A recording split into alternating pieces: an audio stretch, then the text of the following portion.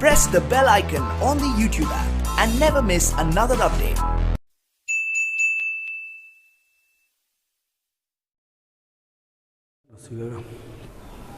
Welcome to my channel Raju Sengupta classes. आज हम class 11 के लिए जो पढ़ाए थे कैश बुक उसको आगे बढ़ाएंगे। पेटी कैश बुक पढ़ाएंगे, डबल कलम कैश बुक तक पढ़ाए थे। किसी बोर्ड में ट्रिपल कलम भी चलता है, तो किसी क्लास में हम ट्रिपल कलम कैश बुक भी पढ़ा देंगे। लेकिन एक बात आज बोलना चाहेंगे कि ये जो पेटी कैश बुक देख रहे हैं या कैश बुक पढ़ा रहे हैं, ये बीकॉम सेमेस्टर 1 में भी आता है ना। तो सिर्फ ऐसा नहीं कि 11 का स्टूडेंट का इसका रिक्वायरमेंट है। बीकॉम में जो बच्चे हैं उनको भी देखना है।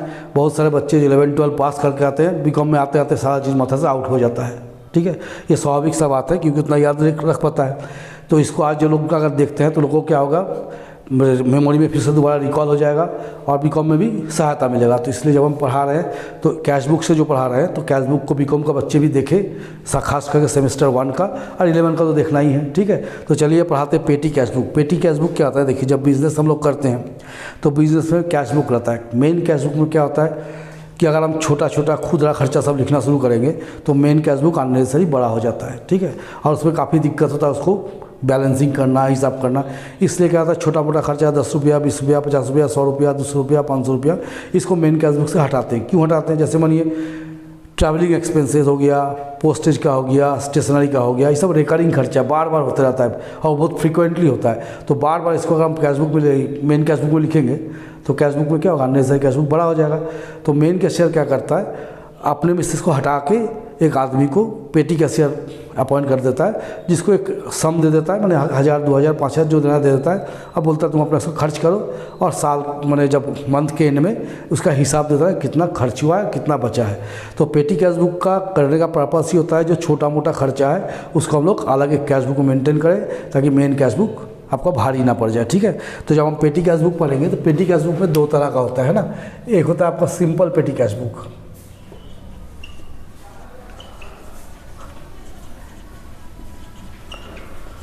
और एक होता है एनालिटिकल पेटी कैश बुक।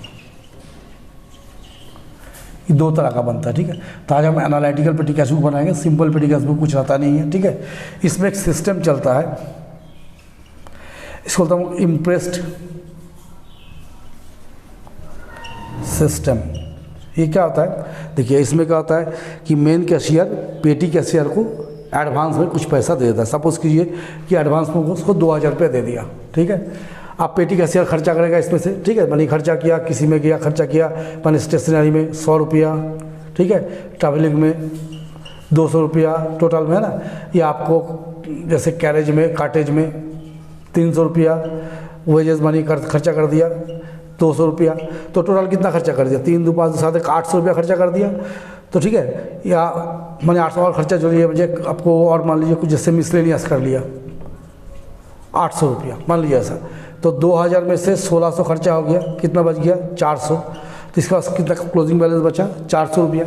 अब वो क्या जाके पेटी कैशियर क्या करता है, मेन कैशियर का हिसाब देता है कि आप हमको 2000 दिए थे, इसमें 1600 खर्चा हो गया, 400 मेरा बचा हुआ है इस मंथ का एंड में। अब मेन कैशियर क्या करता है, फिर से उसको 1600 रुपया और दे देता है ताकि उसके पास फिर से बैलेंस कितना हो जाए 2000। तो ये जो सिस्टम है एक ही तरह का ओपनिंग बैलेंस मेंटेन करके रखना। एक जो कैश में जैसे 2000 दिया गया तो हर मंथ का स्टार्ट में 2000 रहेगा। इसको हम लोग बोलते हैं इम्प्रेस्ड पेटी कैश सिस्टम। ठीक है, हम क्वेश्चन लिखे हैं ना, और ये पेटी कैश बुक का चार्ट है। सबसे पहले चार्ट समझ लीजिए, अमाउंट रिसिप्ड ये हो गया CBF कैश बुक फोलियो, ये हो गया date, particulars, V number voucher number, LF total payment. अब इसके बाद क्या आता है, कुछ कलम खोलते हैं। तो आप लोगों के मन में सवाल उठ रहा होगा कि सवाल है कि कलम किसका इसका खोले। तो देखिए जो खर्चा बार बार आएगा, पहले 2 बार 3 बार 4 बार 5 बार बार आ रहा है, रिकरिंग टाइप का हो रहा है, उसका कलम खोल लीजिएगा। ठीक है, मेनली क्या खोला जाता है ऐसे बता ही देते हैं। पोस्टेज टेलीग्राम का खोलना पड़ता है, प्रिंटिंग स्टेशनरी का खोल लीजिएगा। ठीक है, एक कार्टेज का खुलता है, एक कन्वेंस का खुलता है, आने जाने का खर्चा। ठीक है, इसके अलावा भी बहुत सारा खुल सकता है, लेकिन मोटा मोटी हम समझते हैं कि 4-5 कलम आप लोग समझ लीजिए क्या क्या खोलना है। जैसे आपको फिर समझाते हैं, postage and telegram, printing and stationery, आपको कार्टेज का, ठीक है, वेजेस का खुल सकता है, आपका मिसलेनियस खुलेगा, ठीक है। इस तरह का कलम खोलना है। आप लोग क्वेश्चन में क्या कीजिएगा, देख लीजिएगा कि कौन सा खर्चा बार बार आ रहा है, उसका कलम खोल दीजिएगा। और कुछ नहीं करना है, बस इतना ही करना है कि जो खर्चा रिकरिंग नेचर का हो रहा है उसका कलम खोल देना है, ठीक है। तो हम यहाँ लिखे हैं cash receive from head cashier 800। देखिए एक बार कैश आया 800 रुपया और बाकी सारा चीज़ हम खर्च में किए, ठीक है। तो कैसे इसको लोग करेंगे, ध्यान दीजिए। जैसे 2016 मार्च 1 तारीख को हेड कैशियर से कितना पैसा है 800 रुपया, तो हम लोग लिख देंगे टू कैश। ये हेड कैशियर से आ गया 800 रुपया, ठीक है। आप देखिए 2 तारीख को रिफ्रेशमेंट में खर्चा किए, तो बाई रिफ्रेशमेंट। तो देखिए रिफ्रेशमेंट में कितना खर्चा हुआ 50, तो टोटल पेमेंट में लिखिए 50। और यहाँ हम कलम किए हैं postage, telegram, stationery, conveyance, cartage और मिसलेनियस। तो ये इसका जो हम रिफ्रेशमेंट लिखे इसका तो कोई कलम नहीं है, तो इसका कलम नहीं, इसको कहाँ डाल देंगे, मिसलेनियस में, ठीक है। फिर देखिए पेड फॉर पोस्टेज, 5 तारीख को पोस्टेज का खर्चा दिए, तो बाई पोस्टेज कितना खर्च किया 30 रुपया, तो टोटल पेमेंट में लिख दिया 30 रुपया। यह है पोस्टेज का कलम, यहाँ पर लिख दिया 30 रुपया, ठीक है। फिर देखिए उसका 7 तारीख को पेड फॉर टेलीग्राम, तो 7 को बाई टेलीग्राम कितना खर्चा किया टेलीग्राम में हम लोग 50 रुपया, ठीक है। तो इसके लिए 50 रुपया। और ये पोस्टेज टेलीग्राम का कलम इसमें लिख दीजिए।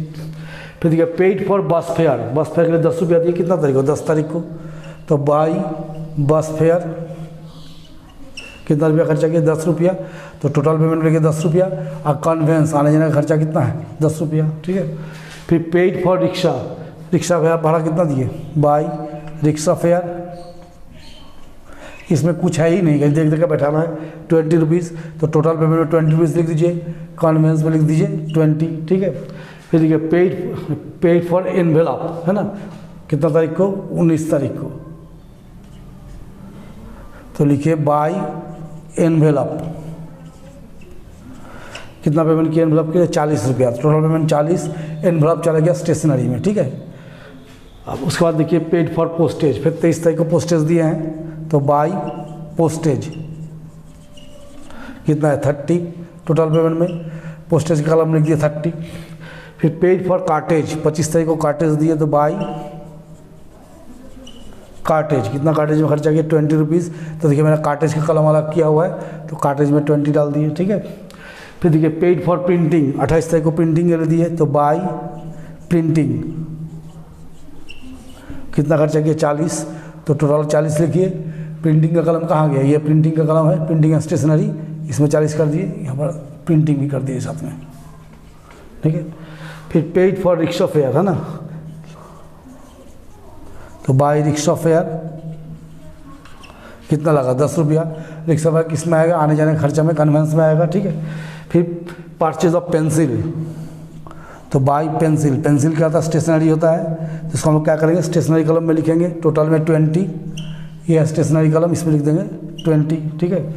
फोटोस्टेटिंग एक्सपेंसेस 31 को, तो फोटोस्टेटिंग एक्सपेंसेस कितना आ गया 10 रुपया। देखिए बहुत कोई इसको मिसलेनियस में लिखता है, लेकिन हम लोग क्या करेंगे इसको स्टेशनरी में रखेंगे, ठीक है। और एक हो गया सन्ड्री एक्सपेंसेस, तो बाई सन्ड्री एक्सपेंसेस मतलब मिसलेनियस, इसका कोई कलम नहीं है, जिसको लोग कहाँ ले जाएंगे डायरेक्ट मिसलेनियस में, ठीक है, यहाँ लिख देंगे।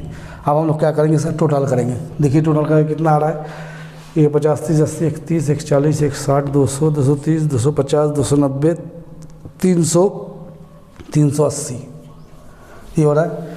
और ये मेरा टोटल कितना है 800, तो 800 रुपया हमको मिला था, हम कितना खर्च किए 380, तो जो बच गया इसको लास्ट डेट में लिखिए बाई बैलेंस CD 420। फिर टोटल कर लेते हैं 80, 130, 140, 160, 230, 50, 290, 300, 380, ठीक है। अब हम लोग इसको प्लस करेंगे 80, 30, 110, 40, 40, 80, 110, 40, ये हो गया 20, ये हो गया 100, तो इसको जोड़ कर देखें 100, 200, 300, 360 20 80, देखिए ये जो टोटल है 1 2 3 4 5, ये 5 कलम का टोटल इतना आ जाना चाहिए। अगर इतना नहीं आ रहा है तो समझिए कहीं ना कहीं हमसे गड़बड़ हो गया, ठीक है। तो ये एकदम सिंपल चीज़ है पेटी कैश बुक, इसमें कुछ ज़्यादा दिमाग नहीं लगाना है, सीधा सीधी बार एक बार फिर समझाते हैं। जो एक्सपेंसेस बार बार आ रहा है उसका कलम खोल लीजिएगा इस तरह से, ठीक है। इसको एनालिटिकल बोलते हैं। पहले अमाउंट रिसीव कीजिएगा, CBF कीजिएगा, date, particulars, voucher number, LF, यहाँ टोटल पेमेंट, इसके बाद अलग अलग कलम यहाँ पर ओपन किया जाता है, ठीक है। और एक बार आपको मेनली कैश मिलेगा और बाकी सारा क्या दिया रहेगा, खर्चा दिया रहेगा। जैसे कैश बुक में बार बार कैश आता जाता है, इसमें ऐसा नहीं है। इसमें मेन कैश एक बार रहेगा और खर्च अलग से होते रहेगा, ठीक है। तो आप लोग इसको बढ़िया से पढ़िए, समझिए, है ना। और मेरा चैनल को सब्सक्राइब कीजिए, लाइक कीजिए, शेयर कीजिए।